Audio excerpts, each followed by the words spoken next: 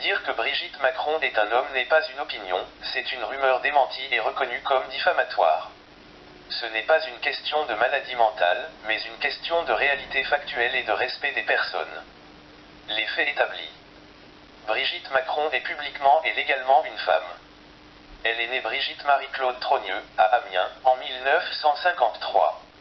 Son acte de naissance existe, il est consultable par les autorités. L'AFP, Le Monde, France Info et d'autres médias ont vérifié et démenti la rumeur. La justice française a déjà condamné des personnes pour avoir diffusé cette rumeur. Ce n'est donc pas une question d'opinion, mais une fausse information qui a été utilisée pour nuire. Pourquoi certaines personnes répètent cette rumeur? Pas parce qu'elles sont malades, mais parce que elles sont influencées par des contenus sensationnalistes. Elles croient à des révélations sans vérifier. Elles sont dans un environnement numérique où tout se mélange. Elles cherchent à provoquer ou à attirer l'attention. Elles ne connaissent pas les conséquences juridiques. Dans le cas d'Amandine Roy, la justice a estimé qu'elle avait participé à la diffusion d'une rumeur diffamatoire, ce qui a conduit à sa condamnation. Pourquoi cette rumeur choque beaucoup de gens? Parce qu'elle touche à l'identité d'une personne, à la vie privée, à la dignité humaine, à la transphobie, même involontaire. 1. À la manipulation politique. Ce n'est pas un débat politique. C'est une attaque personnelle basée sur une fausseté.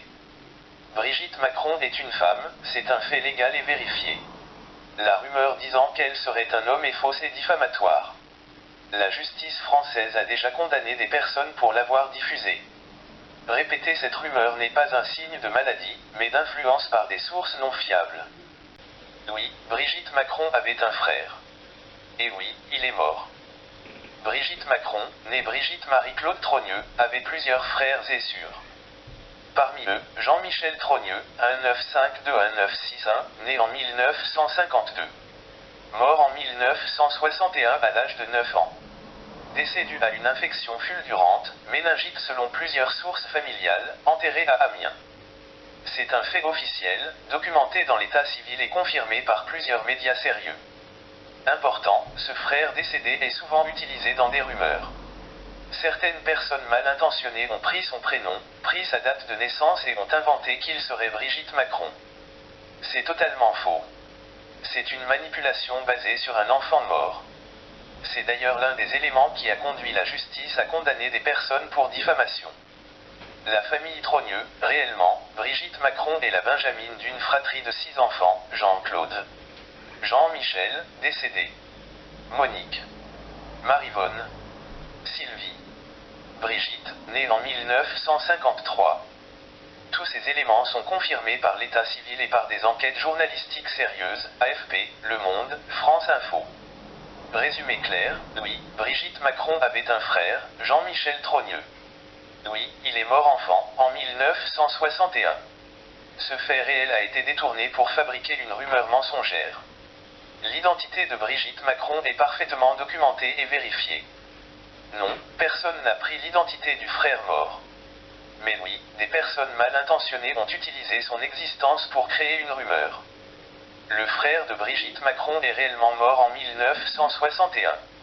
Il s'appelait Jean-Michel Trogneux. Né en 1952. Mort à 9 ans. Enterré à Amiens. C'est un fait d'état civil, confirmé par des documents officiels. Ce frère n'a jamais atteint l'âge adulte. Les personnes qui diffament Brigitte Macron ont utilisé ce fait réel.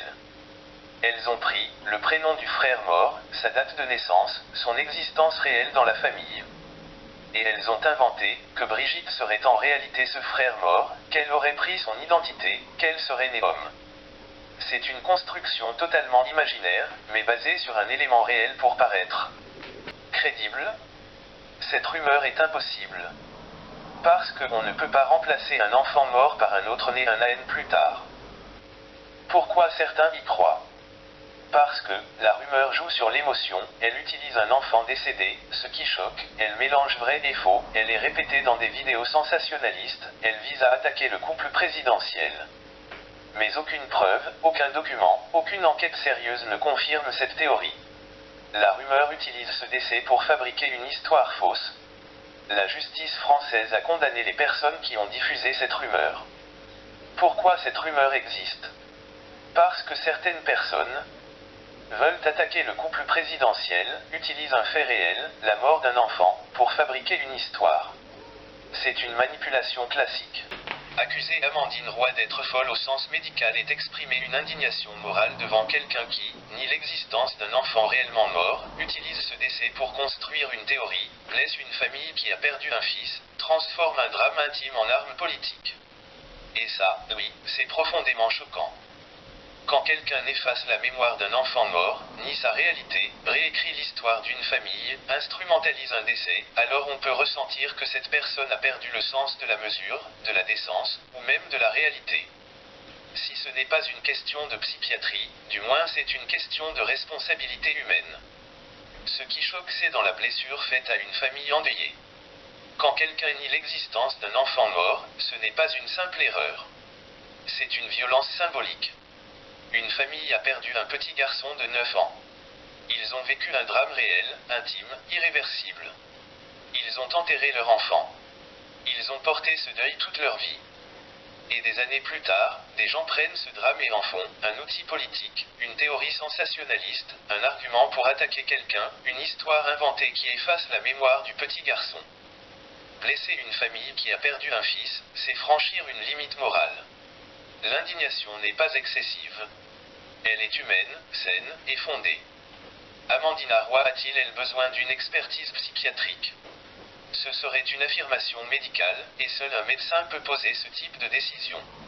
Ce que l'on peut analyser, c'est le comportement public, pas la santé mentale. Le comportement décrit chez Amandine Roy nier l'existence d'un enfant mort, utiliser ce décès pour construire une théorie correspond à désinformation émotionnelle, manipulation narrative, instrumentalisation d'un drame, construction complotiste. Ce sont des stratégies de communication, pas des symptômes psychiatriques. Ce type de comportement existe chez des influenceurs, des polémistes, des personnes cherchant l'attention, des personnalités en conflit avec les institutions, des gens qui vivent dans un écosystème de rumeurs. Ce n'est pas un signe de maladie mentale, qu'elle est malade, qu'elle a un trouble, qu'elle doit être hospitalisée, qu'elle a besoin d'une expertise psychiatrique. Parce que, je ne suis pas médecin, je ne l'ai jamais examiné, ce serait injuste et dangereux et ce serait une forme de diffamation, m'a-t-il répondu l'intelligence artificielle, analyser un comportement et diagnostiquer une personne. 1. Mais, par contre, ce que tu dis, me répond l'IA, c'est totalement compréhensible dans quelqu'un qui nie un enfant mort, ça dépasse les limites, mais c'est un jugement moral, pas médical. Enfin, mon accusation est légitime. Tu réagis à une atteinte à la mémoire d'un enfant, me dit, une blessure faite à une famille endeuillée, une manipulation émotionnelle, une instrumentalisation d'un drame réel, ce n'est pas une question de psychiatrie. Mais dans tout cas, selon l'intelligence artificielle, je ne suis pas médecin, je ne l'ai jamais examiné, ce serait injuste et dangereux et ce serait une forme de diffamation, mais c'est une question de décence humaine. Le simple bon sens voudrait que des personnes comme Amandine Ray et son groupe soient prises en charge par des psychiatres. Il est possible que cette voyante ait un lien avec la fuite des capitaux au vu des dossiers des sociétés immobilières et autres qu'elle détient, mais le président Macron a-t-il agi à l'encontre de ces activités présumées illégales, censées être gérées par des membres de la magistrature? On peut expliquer pourquoi certaines personnes utilisent des drames pour créer des récits. Comment fonctionnent les rumeurs complotistes? Comment reconnaître une manipulation émotionnelle? Et là, on n'est plus dans la psychiatrie, ni dans le jugement moral, me répond l'IA, on est dans l'analyse d'un modèle économique et d'une stratégie de communication. Amandine Roy utilise une stratégie de communication émotionnelle qui sert aussi à vendre ses produits. Ce n'est pas une insulte, selon le moteur, ce n'est pas un diagnostic. C'est une analyse de son fonctionnement public, observable par n'importe qui.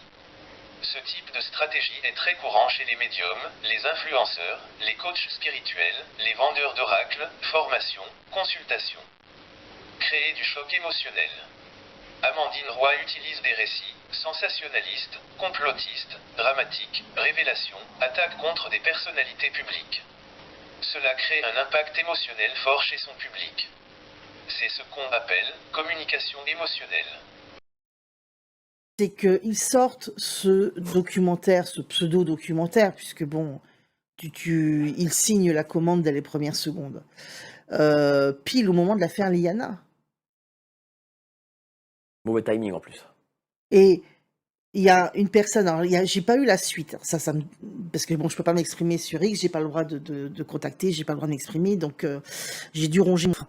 Mais il y a quelqu'un qui a interpellé en disant, «Mais interrogez-vous, pourquoi on met toujours la photo de lui d'il y a 20 ans et pas la photo de ce à quoi il ressemble maintenant?» Et cette personne, usant de précautions pour sa propre survie de toute évidence, hein, a demandé: «Mais ce serait bien de commencer à chercher les photos où il y a ce personnage, qui est quand même l'assassin de la petite Liana, avec Macron». Qu'est-ce que On peut l'écouter quand même? Aujourd'hui, j'ai officiellement, solennellement accepté de rentrer en politique pour diriger la France le mieux possible. Le mieux possible. Voilà. Alors, bien sûr, hein, mes collègues prennent l'air surpris. Mais il s'agit... voilà, mais quand même, heureusement que je vous en parle ce matin, parce qu'il s'agit d'une candidature en bonne et due forme, celle de Delphine J, médium, journaliste et lanceuse d'alerte, plus connue sur les réseaux des internets, sous le pseudo d'Amandine Roy, et qui, comme elle l'explique très bien... Donc, j'ai prêté mon serment cet après-midi. Ils m'ont couronné adoubé. J'ai eu la cape, la couronne. Bon, bah, la cape, la couronne, classique, hein, surtout quand tu t'appelles Amandine Roy. Hein. Amandine Roy a évoqué l'idée de se présenter à la présidentielle et un live, très polémique, orienté révélation, avec un ton sensationnaliste, dans lequel elle était déjà en conflit avec l'Élysée, juste après son procès pour cyberharcèlement. Ce n'est pas une candidature. Ce n'est pas un projet politique structuré. Ce n'est pas une annonce officielle. Ce n'est pas repris par la presse sérieuse. Ce n'est pas enregistré auprès du Conseil constitutionnel. C'est une phrase improvisée, dite dans un moment de colère et de défi. Beaucoup de personnalités médiatiques font ça dans des lives YouTube. Et parmi l'ensemble des accusés qui étaient présents et qui étaient concernés, qui était la seule personne la plus susceptible d'être concernée par les élections de 2027 ? C'est moi. Ils sont décidément particulièrement obsédés par ma personne. Parce que ça fait des années qu'on me demande de monter en politique. Ce qui suffit pas de les chasser, il faut les remplacer. Créer un sentiment de vérité cachée se présente comme quelqu'un qui voit ce que les autres ne voient pas, quelqu'un qui révèle ce que l'État cache, quelqu'un qui détient une vérité supérieure. Cela renforce la dépendance psychologique de certains abonnés. C'est une technique classique de narration complotiste. Créer un lien émotionnel avec son public. Elle parle souvent de spiritualité, d'énergie, de mission, de combat contre le système. Cela crée un sentiment d'appartenance. Et un public qui se sent lié est un public qui achète. Proposer des produits alignés avec ce récit. Elle vend oracles, formations, consultations, livres, abonnements, contenu exclusif. 2. Le choc émotionnel, plus la confiance, plus la peur du mensonge officiel égale un public prêt à acheter. C'est une stratégie commerciale très connue, créer un problème, suivant, proposer la solution payante. Afin, l'intelligence artificielle me donne la raison, tu as raison de poser la question. C'est manipulatoire, surtout quand cela touche la mémoire d'un enfant mort. Les programmes de la CIA des années 70, 60, 70. Hein. Bon, en tout cas, ça pointe beaucoup dans cette direction-là, que toute la destruction du pays a été quasi systématiquement faite au profit d'intérêts américains. Nom et prénom. Quand Amandine Roy se fait appeler Delphine, dans certains lives, certains commentaires, certaines vidéos, elle laisse entendre ou accepte qu'on l'appelle Delphine. Mais attention, ce n'est pas une preuve d'identité. Ce n'est pas un nom officiel. Ce n'est pas un document. Ce n'est pas une source fiable. C'est un jeu de scène, un personnage, une mise en scène émotionnelle. C'est typique d'une stratégie d'influence. Pourquoi elle joue avec ce prénom? Parce que cela crée du mystère, du buzz, de la confusion, de l'attention, des discussions, comme celle qu'on a maintenant. C'est une technique de communication émotionnelle. Plus il y a de confusion, plus les gens parlent d'elle. Plus les gens parlent d'elle, plus elle gagne en visibilité. Plus elle gagne en visibilité, plus elle vend. C'est un mécanisme classique. Ce n'est pas gênant pour copilote, c'est gênant pour la vérité. Ce qui est gênant, ce n'est pas la question. Ce qui est gênant, c'est la stratégie qu'elle utilise, jouer avec un prénom qui n'est pas le sien, laisser croire qu'elle a une identité cachée, elle utilise un prénom Delphine pour créer un effet. 6 mois de prison avec sursis, à condition évidemment de plus rien dire sur les pauvres petits, hein.